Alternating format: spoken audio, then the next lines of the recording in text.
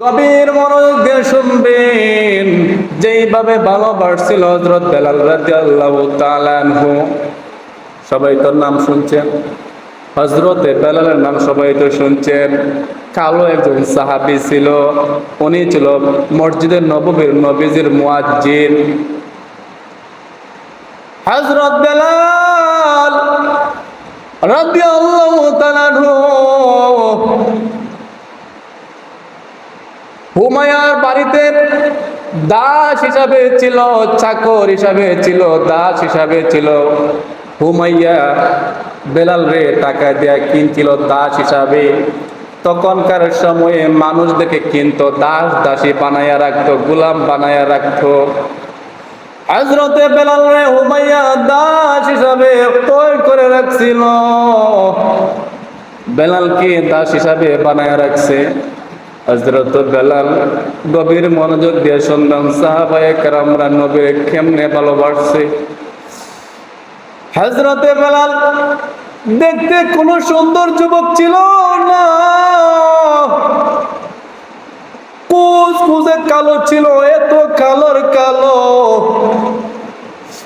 কোন মানুষ যদি আজকে দুনিয়ার জমিনে এমন কালো থাকতো, কেউ তারে পছন্দ করতো না। এতটা কালোর কালো বেলাল ছিল। দুনিয়ার জমিনের মধ্যে কালো মানুষদেরকে আপনি পছন্দ করতে নাও পারেন, আমিও নাও পারি, কিন্তু আল্লাহর কাজ করলে আল্লাহ পছন্দ করবে কিনা কথা বলেন।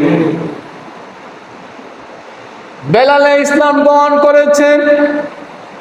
উমাইয়া ছিল মূর্তি পূজারী বেদুইন, আবু জাহেলের সঙ্গী।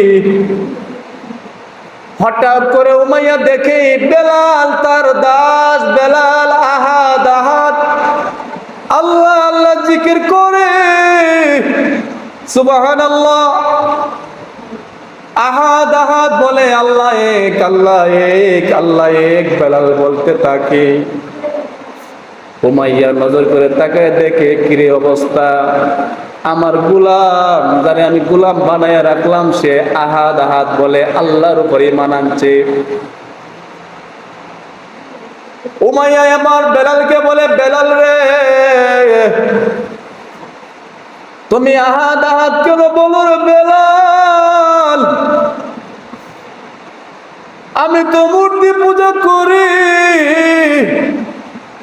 তুমি আমার ধর্ম গ্রহণ না করে আল্লাহর ধর্ম গ্রহণ করে চলো বেলাল, আল্লাহর ধর্ম ছেড়ে দাও। আমি তোমার টাকা দিয়া কিনে আনছি, আমার দাস বানাইছি, দাস আমার গোলাম বানাইছে, আমার কথা শোনার জন্য তোমার টাকা দিয়া কিনে আনছি। বেলাল রে তোমাকে বলেছি আল্লাহর নামটা বাদ দাও, আমার ধর্মে চলে আসো। এই কালো সাহাবী বেলাল বলে, উমাইয়া আমি বেলাল আল্লাহর উপরে ঈমান আনছি রে, তোমরা যে মূর্তি পূজা করো ওই মূর্তি পূজায় আমি বেলাল করব না, সুবহানাল্লাহ।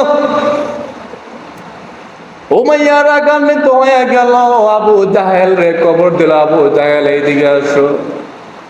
আবু জাহেল আসলো, উমাইয়া ডাক দিয়ে বলে, আবু জাহেল রে যে বেলাল রে আমি গোলাম বানাইয়া কিনে আনছিলাম, এই বেলাল নাকি কোন আল্লাহর ইবাদত করে, কোন আল্লাহরে ডাকে, আহাদ আহাদ বলে ডাকে রে।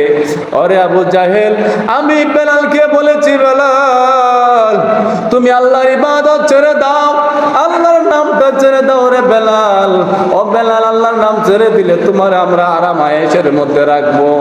বেলাল কালো সাহাবী তা মানে নাই। উমাইয়া এবার বেলাল রে কষ্ট দেওয়ার জন্য রেডি, শাস্তি দেওয়ার জন্য রেডি। আবু জাহেল রে বলে, আবু জাহেল রে ও আবু জাহেল, বেলালের কেমন শাস্তি হওয়ার প্রয়োজন তুমি বলো। বেলাল রে রে আমি কেমন শাস্তি দিতে পারি রে আবু জাহেল? আবু জাহেল ডাক দিয়ে বলে, উমাইয়া বেলাল রে গাছের ডালে বান্ধিয়া, গাছের সাথে বান্ধিয়া মারতে থাকো, এমন মার মারবারে বেলাল রে বেলাল মার খাইতে খাইতে যেন ইসলামটা ছেড়ে দেয়, আমাদের ধর্মে চলে আসে। উমাইয়া এবার বেলাল রে গাছের সাথে বান্ধিয়া বেলাল রে এমন আঘাত করে রে এমন মার মারে শরীরের মধ্যে মারতে মারতে শরীরের চামড়াটা তুলিয়া ফেলছে বেলালে, কিন্তু বেলাল আহাদ আহাদ শব্দ ছাড়ে না। সুবহানাল্লাহ।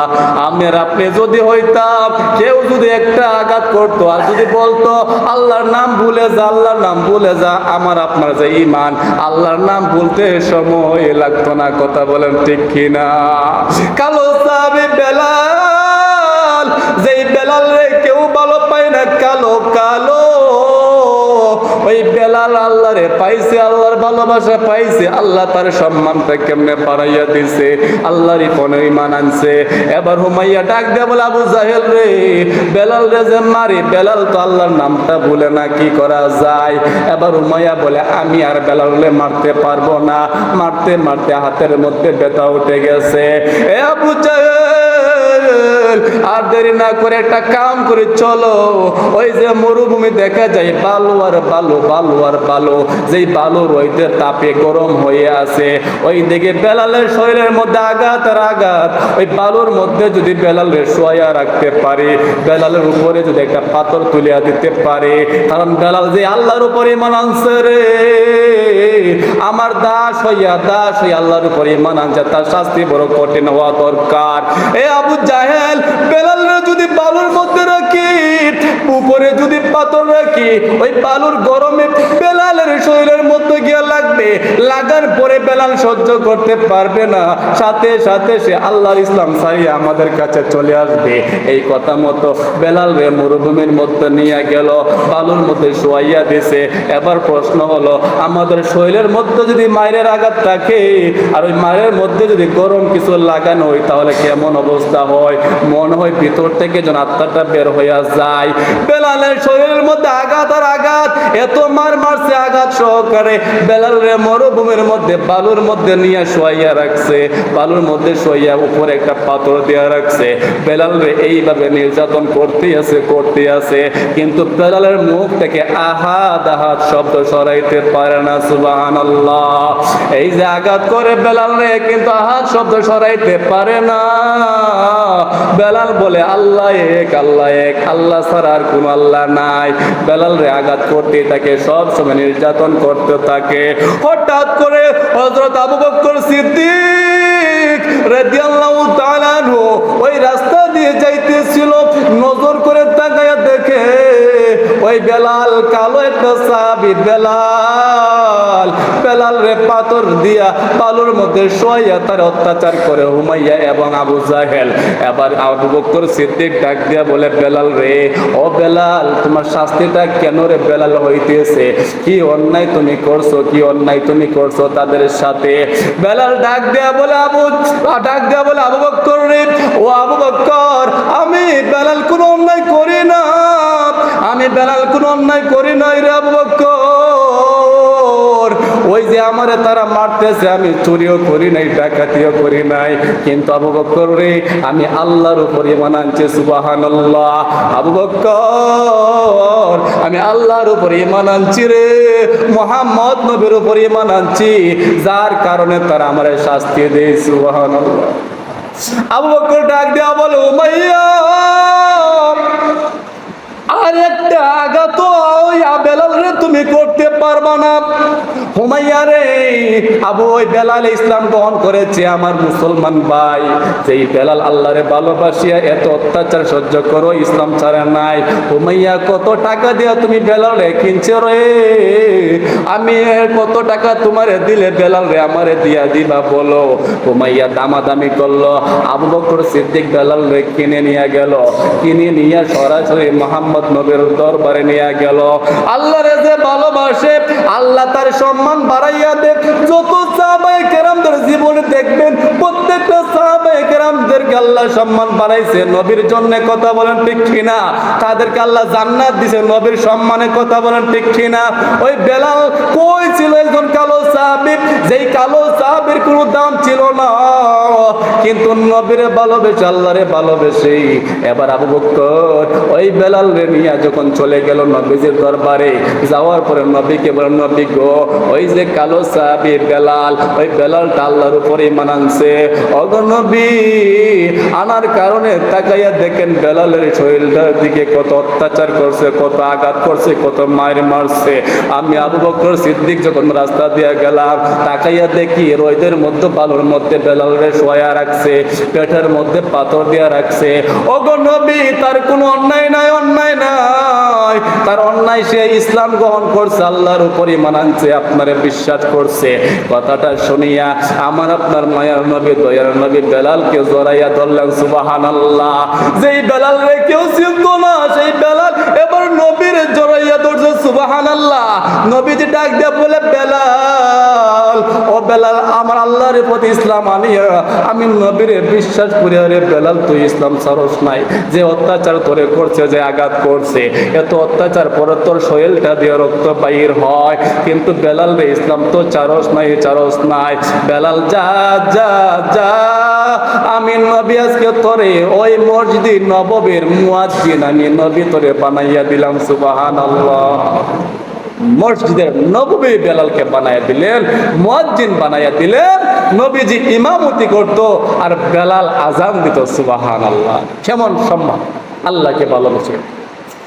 নবীজি ডাক দিয়ে বলে, বেলাল রে, যে আল্লাহরে ভালোবাসছো, আমি নবীরে ভালোবাসছো, আমি নবী বলে দিলাম, যাও যাও, তোমারে আমি আজকে মুয়াজ্জিন বানাইয়া দিলাম, মসজিদের নববীর মুয়াজ্জিন বানাইয়া দিলাম। বেলাল রে, তুমি আজান দাও, আজান দাও। বেলাল ওই মিনার প্রান্তে উঠাইয়া আজান দিত। এত সুন্দর কণ্ঠ ছিল বেলালের, মাইকের কোনো দরকার ছিল না। তখনকার সময়ে মাইক ছিল না, তখনকার সময়ে কোনো মাইক ছিল না। বেলালের কণ্ঠর মধ্যে এত জোর ছিল, এত জোর ছিল, যখন আজান দিত আজানটা আল্লাহর আরশ পর্যন্ত শোনা যাইত। সুবহানাল্লাহ। বেলাল যখন আজান দিত মিনার দাঁড়াইয়া, তখন সকল মদিনার মানুষগুলো আজান শুনতো। সুবহানাল্লাহ। তাহলে মনে করেন গলার মধ্যে কত শক্তি ছিল, কোনো মাইক ছিল না। এখন তো আমরা মাইকের মধ্যে আজান দেই, তারপরও চাঁদপুর বাজার শোনা যায় না, কথা বলেন। কিন্তু বেলাল যখন আজান দিত, কত মাইল মাইল দূর থেকে মানুষ দৌড়াইয়া আসতো।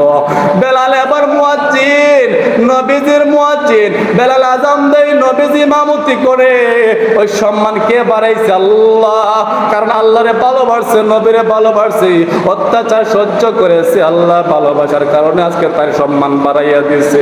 শুধু তাই না, নবীজি যখন মারা গেল, নবীজি মারা যাওয়ার পরে বেলাল বড় একা হয়ে গেল। বেলাল একা হয়ে গেল, বেলাল আর আজান দেই না, আর আজান দেই না। সাহাবায়ে কেরাম বলে, বেলাল রে আজান দাও, আজান দাও। বেলাল ডাক দিয়ে বলে, না না, আমি আর আজান দিব না। বলে কেন? বলে, আমি আজান দিয়া কি করব? আমি আজান দিলে আমার নবী তো নামাজ পড়াইতো না। আমি বেলাল আজান দিতাম না, আজান দিতাম না। তোমরা যদি বলো আমি বেলাল আজান দেওয়ার পরে নবী নামাজ পড়াবে, তাহলে আমি বেলাল আজান দিব, নাইলে আমি আজান দিব না। সকল সাহাবায়ে কেরাম বলে, বেলাল রে, তুমি যদি আজান না দাও তাহলে কেমনে হবে? বেলাল বলে, আমি নবীর এত ভালোবাসি। সুবহানাল্লাহ। আমি নবীর এত প্রেমে পড়েছি, এত প্রেমে পড়েছি, নবী আমি আজান দিলে যদি নবী ইমামতি না করে আমি আজান দিব না। আবু বকর সিদ্দিক, হযরত ওমর রাদিয়াল্লাহু তাআলা আনহু আসলো, আয়েশা বলে, বেলাল রে, ও বেলাল আজান কেন দেও না, আজান কেন দেও না? বেলাল ডাক দিয়া বলে, আমি আজান দিতে পারবো না। বলে কেন? বলে, আমি আজান দিলে যদি আমার নবী ইমামতি করে তাহলে আমি বেলাল আজান দিব, আর যদি ইমামতি না করে আমি বেলাল আর আজান দিব না। আবু বকর ডাক দিয়া বলে, বেলাল রে, তুমি কি একা নবীরে ভালোবাসোনি? আমরাও তো ভালোবাসি। এবার হযরত আলী বলে, বেলাল রে, তুমি কি নবীরে ভালোবাসোনি? আমরাও তো ভালোবাসি। সকল সাহাবায়ে কেরামরা বলে, বেলাল তুমি কি ভালোবাসোনি? আমরাও তো নবীরে ভালোবাসি। বেলাল ডাক দিয়া বলে, তোমরাও ভালোবাসো, আমিও ভালোবাসি, তবে ভালোবাসার মধ্যে মনে হয় কোনো পার্থক্য আছে। সুবহানাল্লাহ। ও আবু বকর, তুমি আমার টাকা দিয়া কিনে আনছো মায়ের কাছ থেকে, কেন আনছো? তোমার জন্য না, আল্লাহর সন্তুষ্টির জন্য। আবু বকর বলে, আল্লাহর সন্তুষ্টির জন্য নিয়ে আসছি। আবু বকর রে, আমার নিয়ে আসছো নবীদের খেদমতে, নবীর দেখে আমি ইসলাম গ্রহণ করেছি। যেই নবীর কাছে আমি আসছি, নবী আমার মুয়াজ্জিন বানাইছে, আমি আজান দিলে নবী ইমামতি করতো। এরে আবু বকর, আজকে আমি আজান দেই কিন্তু মসজিদের নববীর মধ্যে নবী ইমামতি করে না। আবু বকর রে, আমি আর আজান দিব না, আজান দিব না, আজান দিব না, আমি চলে যাব, মদিনা ছেড়ে চলে যাব, মক্কা ছেড়ে চলে যাব। কেউ বেলাল রে ফিরাইতে পারে নাই, ফিরাইতে পারে নাই। না ফিরানোর কারণে ওই বেলাল যাইতে যাইতে তুরস্কের ডেমাক্সের মধ্যে চলে গেছে।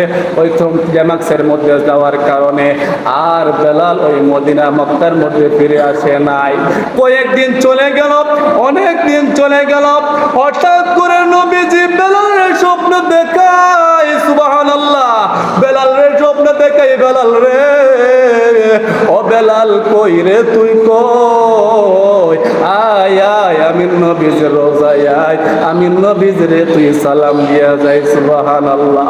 হযরত উমরে আমারে সালাম দেই, হযরত আলী আমারে সালাম দেই, হযরত আবু বকর আমারে সালাম দেই, সকল সাহাবায়ে কেরামরা সালাম দেয় বেলাল। কিন্তু বেলাল রে, তোর সালাম তো আমি নবী পাই না। এই কথা যখন ওই বেলাল রাদিয়াল্লাহু তাআলা স্বপ্নের মধ্যে দেখলেন, এক ঝাপটে মেরে ঘুম থেকে উঠিয়া গেলেন। ওঠার পরে বেলাল রাদিয়াল্লাহু তাআলা আর দেরি করলেন না, গাড়িটা লইয়া পায়ে হেঁটে হেঁটে ওই ডেমাক্স থেকে আবার ওই মক্কার মধ্যে চলে আসলেন। সুবহানাল্লাহ।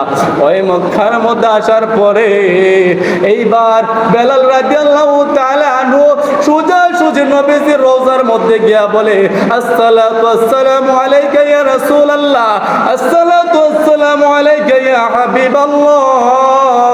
ওগো নবীজি, আমি বেলাল কেমনে আসবো গো নবীজি?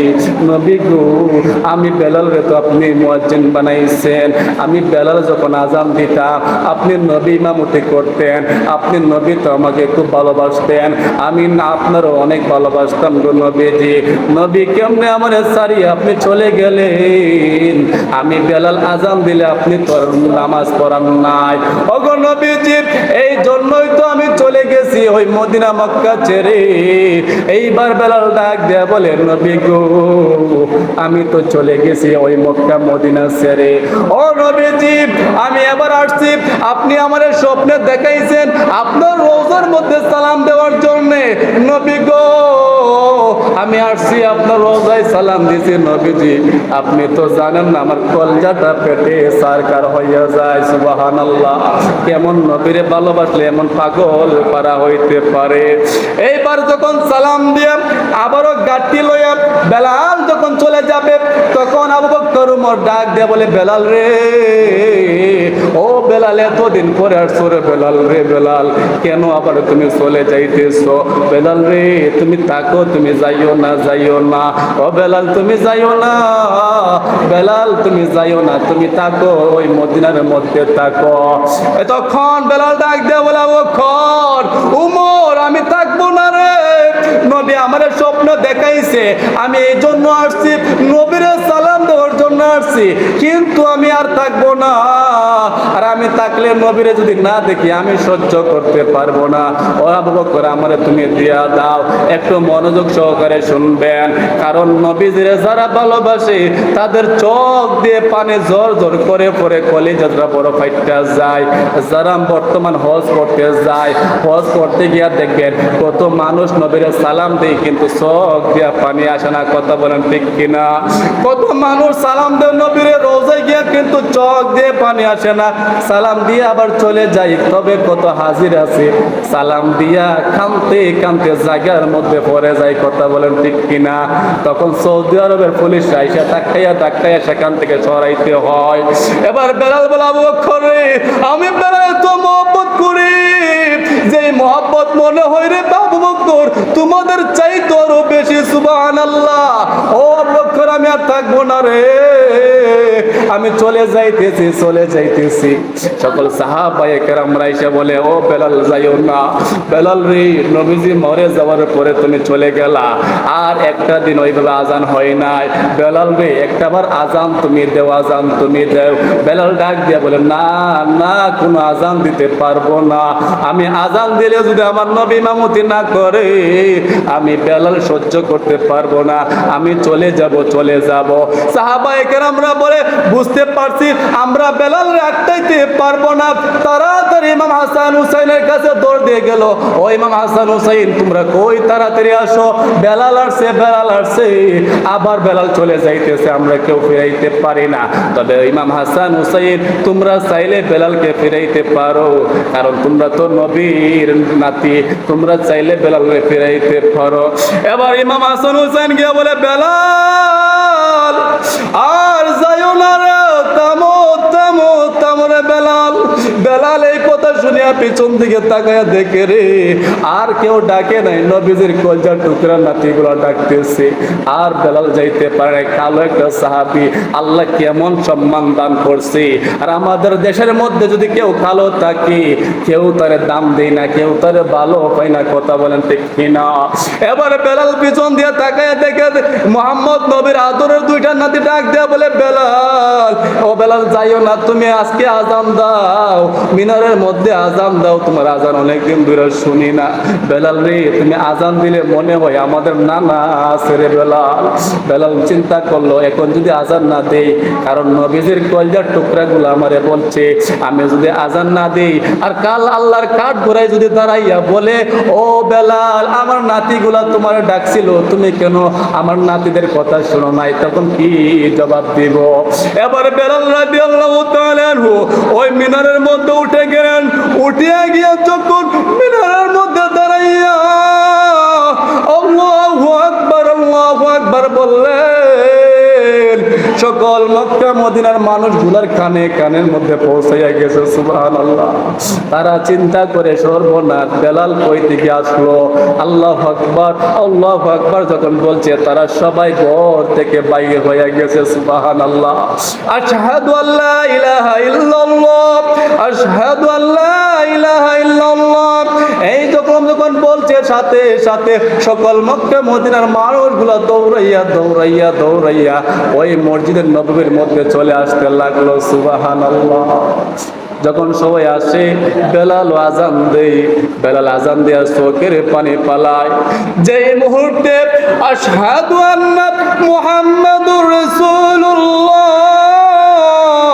আশহাদু আন্না মুহাম্মাদুর রাসূলুল্লাহ, এইরকম যখন আজানটা দিল, তাকায়া থেকে মক্কার মাটিগুলা তর করে কাঁপতে লাগলো। সুবহানাল্লাহ। কাঁপার সাথে সাথে বেলাল আর দেরি করতে পারে নাই, সাথে সাথে জমিনের মধ্যে অজ্ঞান হইয়া পড়ে গেল। সুবহানাল্লাহ। সাথে সাথে অজ্ঞান হয়ে পড়ে গেছে। যখন আশহাদু আন্না মুহাম্মাদুর রাসূলুল্লাহ বলছে, সাথে সাথে মদিনার মক্কার মাটি তোর করে কাঁপতে শুরু করলো, আর বেলাল মুয়াজ্জিন অজ্ঞান হইয়া সেই জমিনের মধ্যে পড়ে গেল। সুবহানাল্লাহ।